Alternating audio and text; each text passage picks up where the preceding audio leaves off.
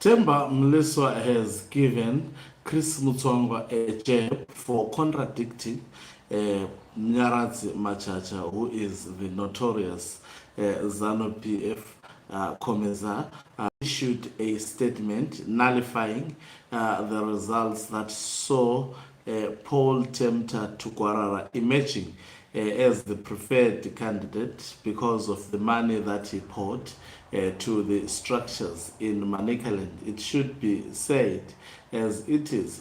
And it this angered Gudawashe Takwirei and the people who are seemingly on the payroll of Gudawashe Takwirei are not pleased with Tukwarara emerging in Midlands. For example, Temba Mliswa would have preferred Kata to emerge from Manicalands rather, not Midlands. Greetings and welcome to your lovely channel, the Hlonipani Global News.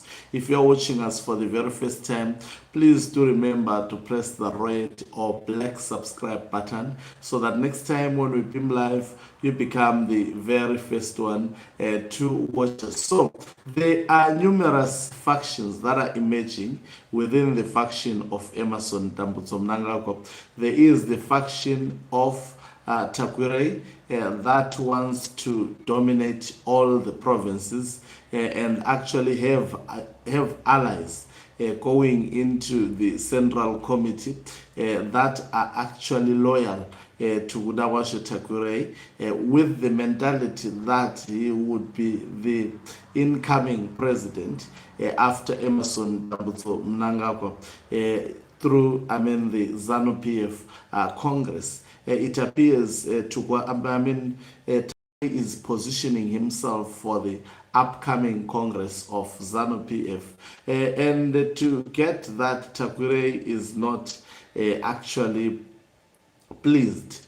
We listen to a man who has been paid by him to do his job, and that is none other than Temba Mliswa. He says the insertion of the Politburo into the Tukwarara co-option issue as delivered by spokesperson Chris Mutsvanga is in a scenario that has a clear constitutional map of who can be elected, risks of greased hands and lined pockets. So he is suggesting that Chris Mutsvanga has been bribed by Paul Temta Tukwarara. Who knows? Maybe that's a fact. No one knows. And he continues to say, as Mnyaradzi Machacha stated in the nullification statement, that position should be for a woman who should also be from the same admin district. Tungwarara doesn't meet those two qualifications. Simple as that. There is no factional war or conspiracy, but mere greediness among the Manicaland leadership.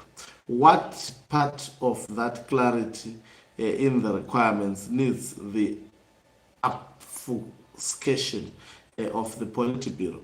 The party needs to be consistent in adhering to their constitution, even where individuals are paying their way up the ladder, as it is clear that the various leaders in Manicaland were given money and they resolved to go against clear constitutional dictate. Why is the party allowing such flagrant disregard for the rights of women? So this is a clear frustration from Tukwarara. If you see Temba Mliswa this frustrated, not Tukwarara rather, but from Takwirei. If you see Temba Mliswa being this frustrated, it means Takwirei is more frustrated than this. Manicaland has very able female leaders like Comrade Gata, who did well winning her constituency.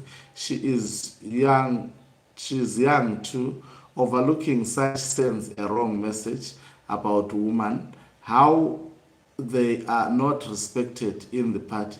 It's unfortunate that some have rushed to draw parallels between Tungwarara and co-option of Takwirei and Harare. Fact is, there situations are vastly different. You can see who he is defending. Whereas Takurai has been here for years as a benefactor for the party, his ascension Central Committee was natural and expected. Tungwarara is a recent political entrant who is yet to make his mark.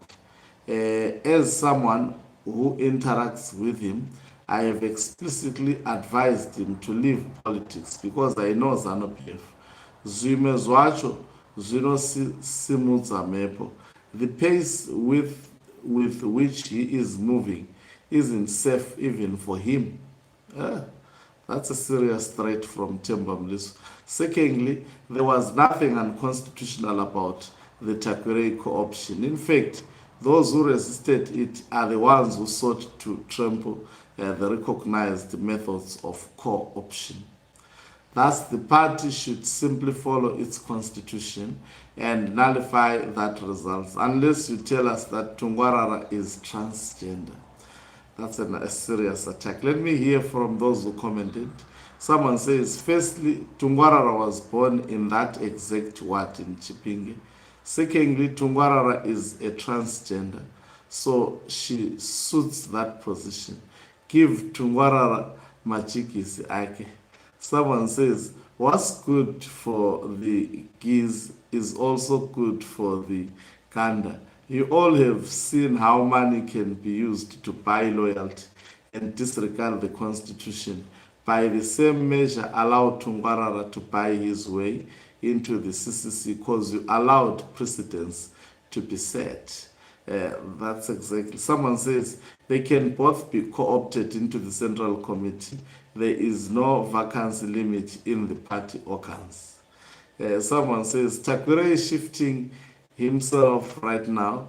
All that money wasted on campaigning only to realize that he's a mere pawn in Mnangagwa's Manchurian strategy to try and defeat Chiwenga. Wish I could see the ugly mark when the news of Tungwarara's elevation was first broken to him. You see, someone says Dr. Tungwarara's nomination shows dedication and commitment to leadership, while the Constitution sets clear guidelines. It's important that the process remains transparent and fair, giving capable leaders a chance to serve. So you can see that there is strong resistance on Gudawashe Takurai. No matter how he tries, no matter how he actually tries to do so, but it always backfires. He has bought a lot of money, and he thought he was working with individuals like Tungwarara, being their boss, but they are appearing to be competitors to him. Thank you very much for watching us.